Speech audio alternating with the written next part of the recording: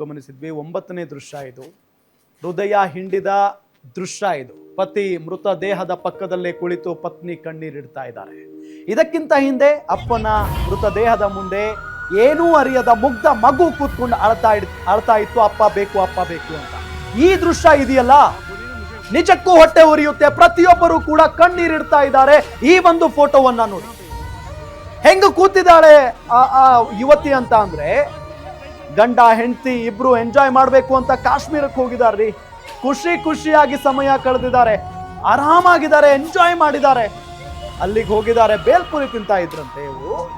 ಆ ಸಂದರ್ಭದಲ್ಲಿ ಏಕಾಏಕಿ ಗುಂಡಿನ ದಾಳಿ ಆಗ್ಬಿಡುತ್ತೆ ಅವ್ರ ಮೇಲೆ.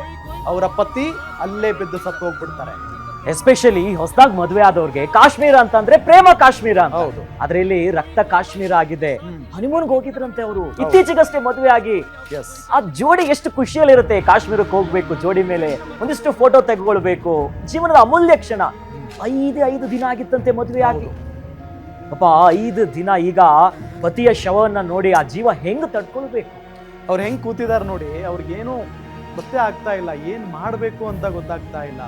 ಅಲ್ಲಿ ತಮ್ಮವರು ಅಂತ ಯಾರೂ ಇಲ್ಲ. ಅಲ್ಲಿ ಏನ್ ಮೃತದೇಹ ಬಿದ್ದಿದೆಯಲ್ಲ, ಅವರ ಗಂಡನ ಮೃತದೇಹ, ಅದನ್ನ ಬಿಟ್ರೆ ಇನ್ಯಾರೂ ಇಲ್ಲ ಅವ್ರಿಗೆ.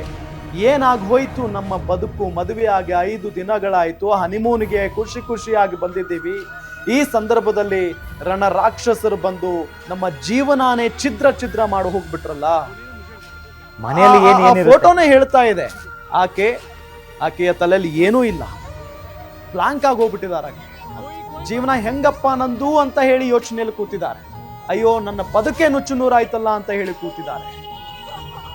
ಎಷ್ಟೋ ಹೆಣ್ಣು ಮಕ್ಕಳು ಈ ಒಂದು ಫೋಟೋವನ್ನ ನೋಡಿ, ಅಯ್ಯೋ ಯಾಕಪ್ಪ ಬೇಕು ಕಾಶ್ಮೀರ, ಇನ್ ಯಾವತ್ತೂ ನಾವು